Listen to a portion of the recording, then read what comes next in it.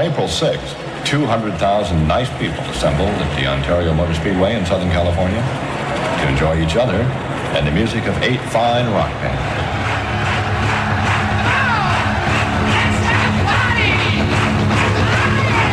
The California Jam was Woodstock without the mud or hippies. It would be the biggest grossing gig in history, and the 3 headlining acts were all Brits.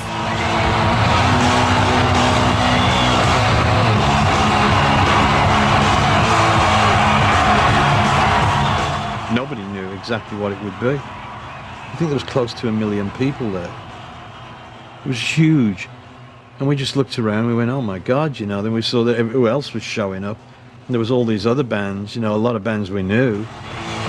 Gone were the days of peace, love and understanding, as backstage the Brits battled for top spot.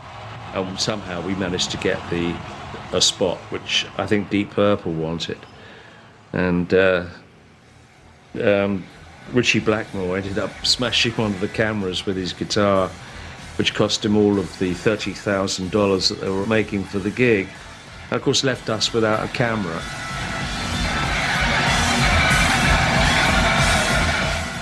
Now the best time at a festival is to go on just before dusk. So you go on as it's just, the sun's just setting, but then when you finish in the dark and then you've got the fireworks and boom. There's not a lot of bands that can follow after that. This is Ontario, 40 miles east of Los Angeles. The only sounds you'll hear today are the railway track to the south and the highway to the north. But the 40,000 plus people who gathered here for the 1974 Cal Jam Festival were about to witness Ritchie at his most theatrical. Ah, Cal Jam. It was pretty romantic when it happened, I'll tell you. It was. I remember a beautiful Southern California day. I'd come from driving in little transit vans, local gigs, into flying in a customized private 707, 727, the Starship, you know, which is how we flew into that environment. It was breathtaking to me. There must have been 350,000 people there. I think 100,000 burned the fence down, and so there was probably 350,000. When we look at, you know, the visual images from above, you can't imagine what it's like to walk onto a stage and you can't see, or you can see the sky line, but in the skyline there's people. It really was stunning. There was a whole host of Emerson, Lake and Palmer and Black Sabbath, Earth, Wind and Fire, Seals and Croft, Black Oak, Arkansas, and Rare Earth. I think that was the bill. And we were offered the headline slot. John Coletta, the management, called me up 6 months before that festival and said, they want you to do a California Jam. I said, no thanks, I'm not interested in any more festivals. They're a nightmare. There always will be. There's always complete catastrophe backstage.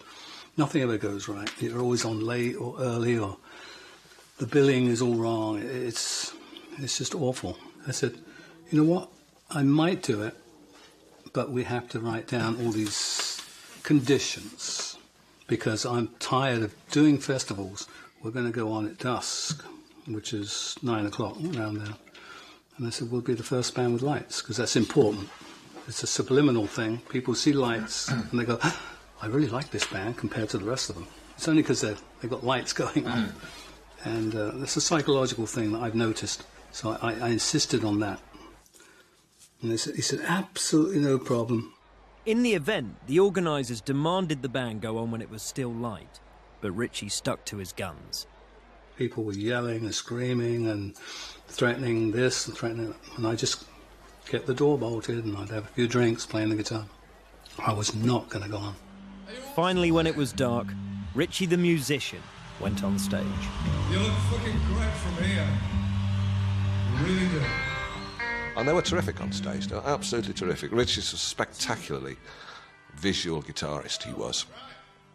He ran around, he put back to the audience, threw his guitar around. And of course he did a bit of a Townsend sometimes and smashed the guitar at the end. Of all the guys in Deep Purple, it was Ritchie who was the most quixotic and mischievous.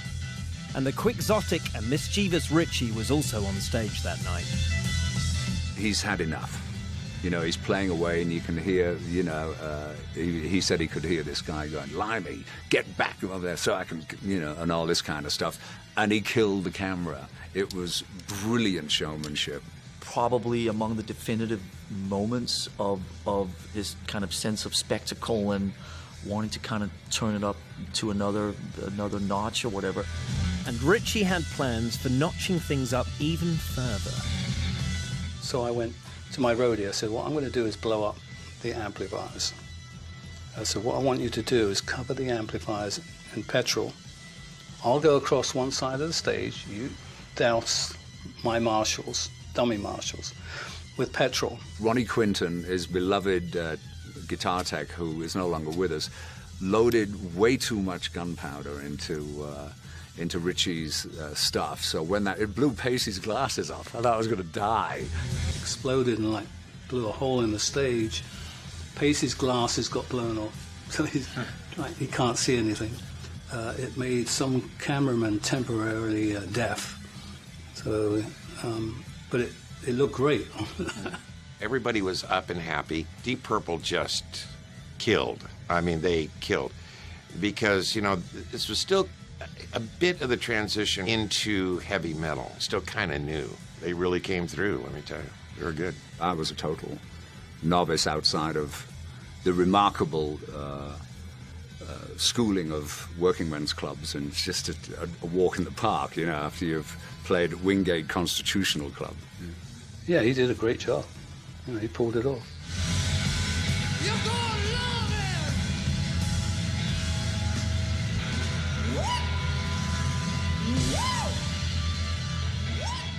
it! And we had a helicopter. We were bundled into the helicopter and were flown out. The police were coming to arrest us for blowing up the stage, being dangerous to all the people, what have you. You know, it worked. And the idea was to upstage ELP, which I think we did. That was probably one of the peak moments, certainly in economic terms and in terms of record breaking. That was one of the highlights of Deep Purple's career because they played to this vast audience. I think it was in the Guinness Book of Records, some hundreds of thousands of people at this event. I think it got better musically for them. You know, they continued, thank God, to progress musically. But I don't know that their popularity ever got, you know, bigger than Cal Jam 2.